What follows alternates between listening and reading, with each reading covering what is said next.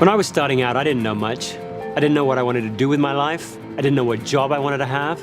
I didn't even know how I was going to pay the bills. But one thing I was sure of was that I was different than my brother and my sister. I had an elder brother and a younger sister, and looking at them, I knew I could never be like them. I knew I could never excel at math and science like my brother did. I knew I could never have the same kind of physical self-discipline that my sister had and used to become a ballet dancer. Instead, I knew that I had different strengths, different talents. And although I was confused about a whole lot of stuff, I was just sure that the world was going to wait for me until one day I would pop out of school and get to make my unique mark on the world. And I bet you feel that way. I mean, think back to when you were in school. You knew that in school there were certain subjects that you were drawn to, certain subjects that just grabbed your attention and wouldn't let it go, certain classes where time whipped by and before you even knew it, the bell had rung, and although you wouldn't have admitted it, you kind of wanted the class to happen all over again.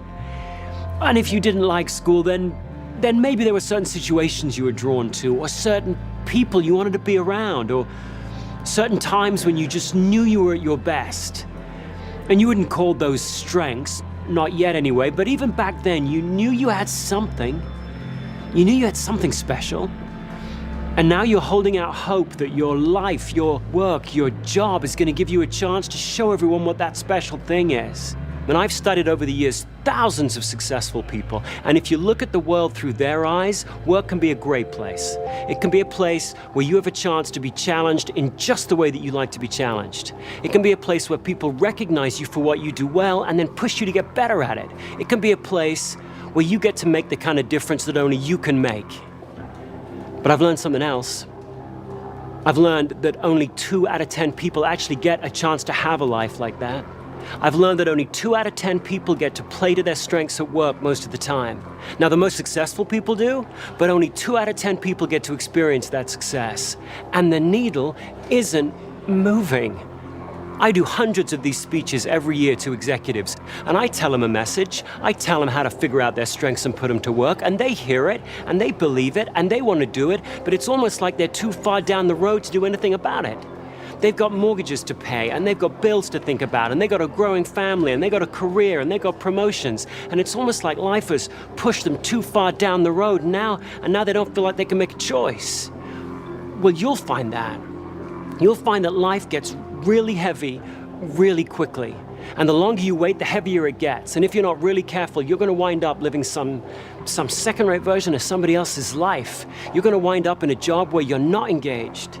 A job where you're just marking time, where you're just putting in the hours until the weekend comes around. A job where you're not engaged and excited, but a job where you're bored, where you're drained, where you're burned out, where you're trapped. And when that happens, you can blame someone else. You can blame your teachers or your parents or your boss or fate. You can blame someone else, but the responsibility doesn't lie there. It lies with you. It lies with what you choose to do. So the question you got to get your head around right now, is how do you avoid that future? How do you avoid becoming one of the 8 out of 10 that don't play to their strengths? How do you get to build the kind of life where you are playing to your strengths in life most of the time? How do you build that life? How do you build that kind of success? What do you need to know? And what do you need to do before it's too late? Well, here are 3 myths that are going to hold you back.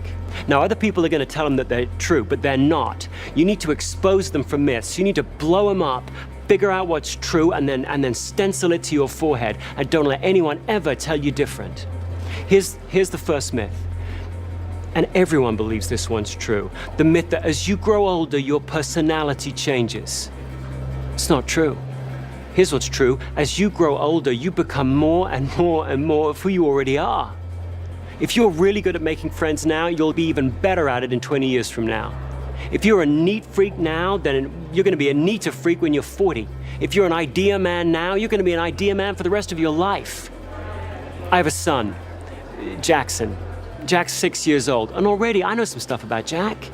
I know this is a kid that craves structure. This is the kid that won't close the refrigerator door unless the ketchup's turned so the label's facing out.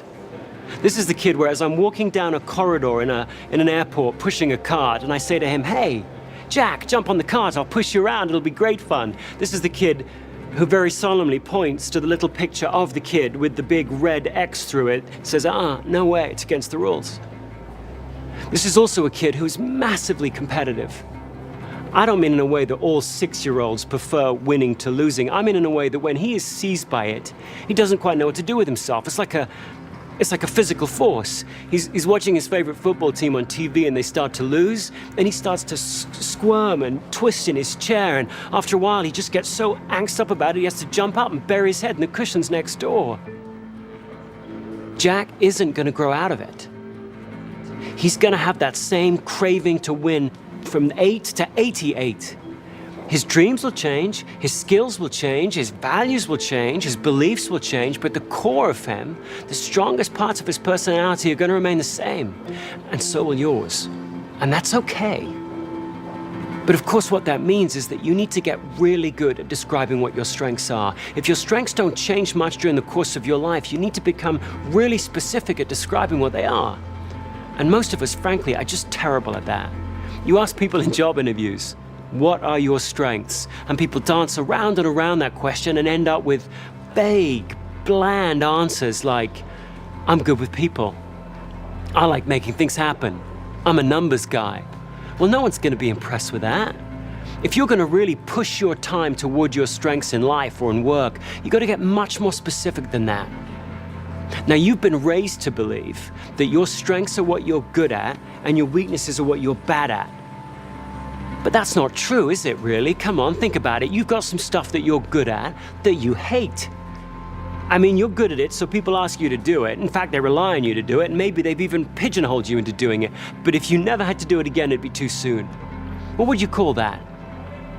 I mean, I once had a friend who was a brilliant swimmer. At the age of 7, a lifeguard had seen him swimming in the sea, freestyle, told his parents had put him on a swim team, and all the way through school, he practiced and practiced. He did lap upon lap, swimming in the mornings, last thing at night, and he got on the swim team and he won meet after meet, broke record after record, and he hated it.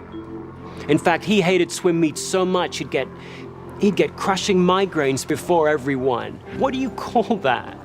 What do you call that when nature's blessed you with a ton of ability and given you no appetite at all? Where you're brilliant at something and it bores you to tears. What do you call that? Well, you call that a weakness. A weakness is any activity that leaves you weaker after you've done it. Doesn't matter how good you are at it. If it leaves you weaker after you've done it, it's a weakness. And of course, a strength is the opposite. A strength, your strengths, are those activities that leave you feeling strong. Those things that you do that make you feel strong. You need to pay incredibly close attention to how you feel before, during, and after an activity, because your feelings will give you a clue to what your strengths are. If before you do an activity, you actually find yourself looking forward to it, it's a strength. If while you're doing it, you find that you're in the zone, time flies by, you can totally concentrate, it's a strength. If after you're done with it, you feel fulfilled, it's a strength. Not fulfilled as in, thank goodness that's over, but fulfilled as in jazzed or jacked up. That's a strength. Now, to discover what your strengths are then, you don't need someone to tell you what they are. You don't need to take a test. You can find out what your strengths are in a regular week of life. Here's what you should do. Just try this. Take a pad around with you for a week, and anytime you find yourself actually looking forward to doing something, doesn't matter what it is, anytime you find yourself actually looking forward to doing something, scribble it down. Anytime when you're doing something, you find yourself just really in the zone, stop for a minute, scribble it down. Anytime when you're done with something, you feel jacked up and enthused, scribble it down.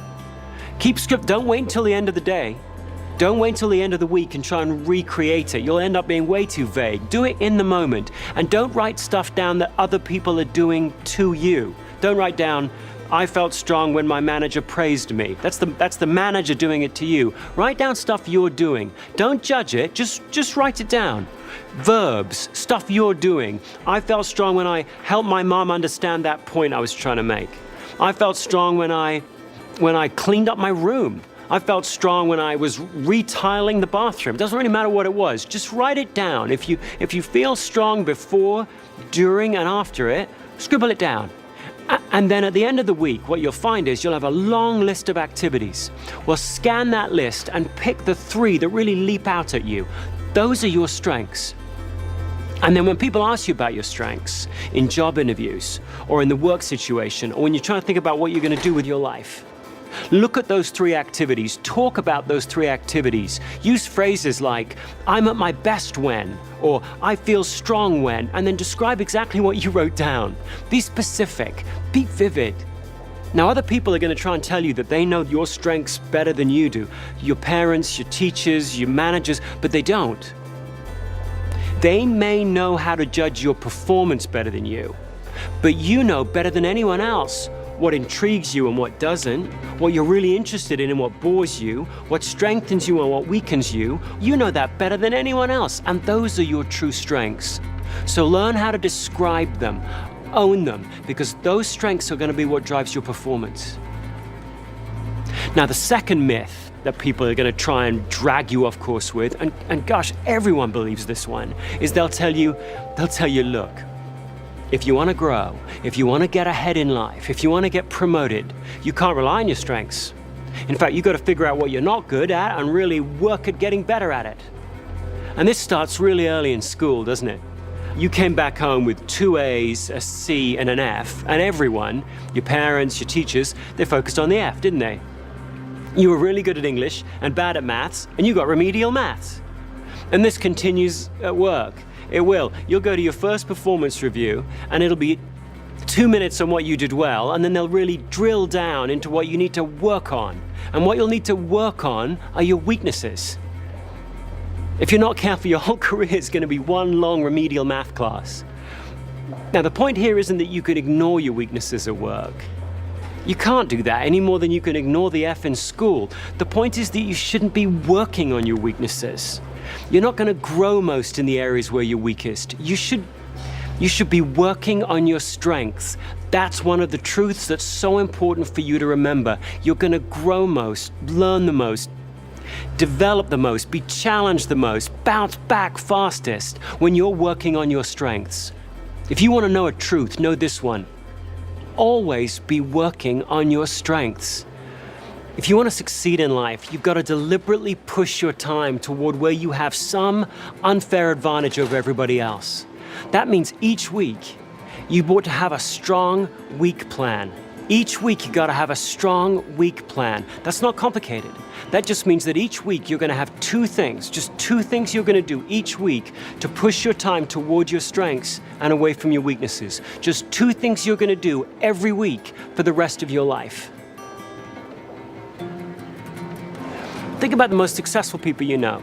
Just for a minute, just think about the most effective people you know. Just get them in mind. Just visualize them.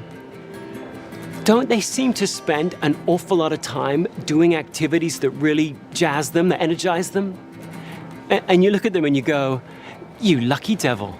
You lucky devil. How'd you find a job like that? How'd you find a life like that? How'd you find a job that fit you so perfectly? But of course, they didn't find it, did they? They built it.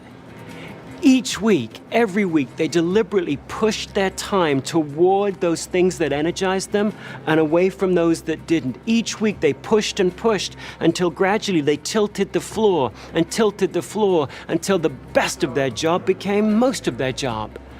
Well, you should do the same. Each week, volunteer your strengths to your team in some way. Each week, show your team how your strengths can help the team achieve its goals. Each week, deliberately learn some new skill, some new technique, some new trick that will help you put your strengths to work.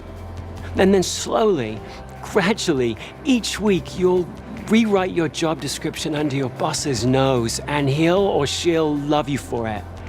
Because then you'll win. Now, some people will tell you not to do that. They'll say, look, the team needs more from you than just playing to your strengths. You can't just play to your strengths, they'll say. The team needs you to put your strengths aside and do whatever it takes to help the team. There's no I in team, they'll tell you. They're wrong.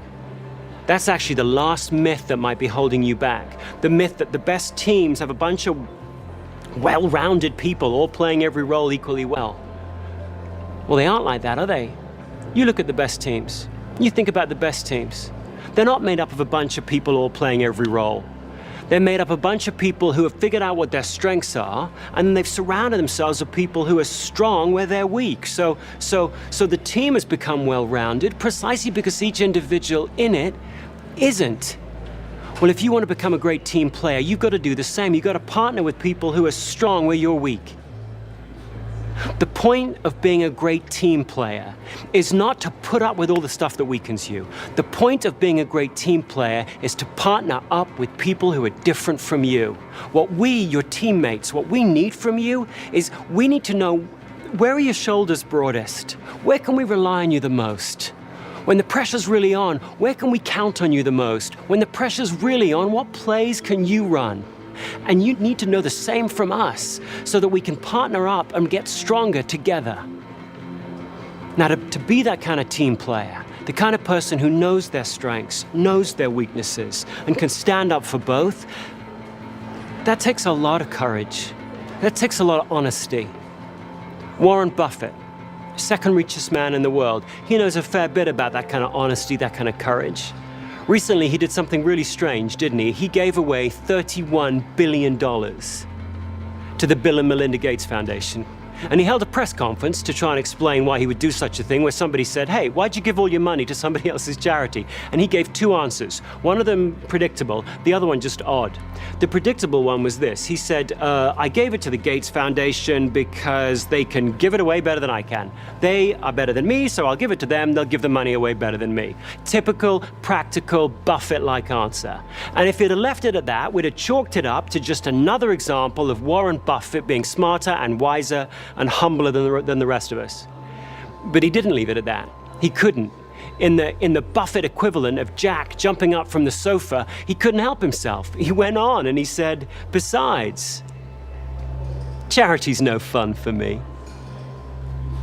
Who says that? I mean, some of us may occasionally think that, but who says charity's no fun for me? Imagine the kind of courage and self-assurance it takes to stand up in front of the world and go, you know what? That's not me. In work, that would be like you saying, you know what? I don't want to be a manager. I don't like being responsible for other people's work. When everyone's telling you that to get ahead, you should want that you should want that job, that you should want to be promoted, it takes a strong person to be able to stand up and go, you know what? That's just not me. Now, when Warren Buffett said that, he wasn't trying to hand off all the rotten jobs off to somebody else. He wasn't saying that charity is stupid work. He wasn't disrespecting the goals of charity. He was saying something much wiser, much smarter, wasn't he? He was saying, look, I so respect the goals of charity, they can't be entrusted to a guy like me. Well, if you're going to be a great team player, you've got to have that kind of courage. You've got to have that kind of honesty. You've got to be able to take a stand for your strengths and then fess up to your weaknesses. And then surround yourself with people who are strengthened by the very things that weaken you. Then, and only then, are you going to achieve the kind of success that you always knew you could achieve. Now, I'm not saying this is going to be easy. It's not going to be easy to stay on your strengths path. Not least because other people, well-meaning people like your manager or your parents or whoever, are going to try and drag you off it. You'll go back, you'll use your strengths, you'll be successful, and then people will offer you a bigger job, a better job, with more money, a nicer desk, a better view.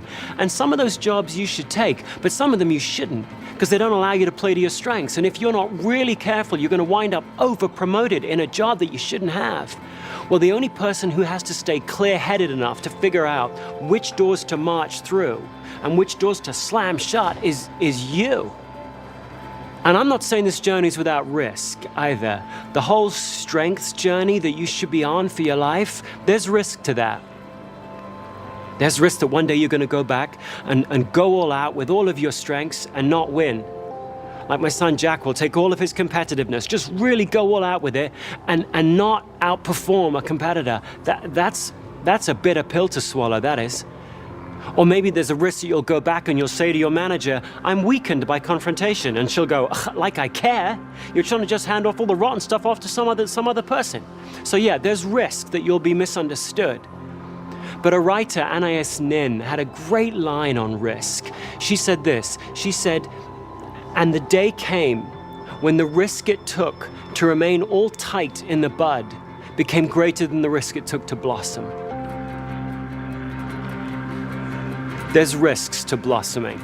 There's risks to betting your life, your career, your success, your satisfaction on your strengths.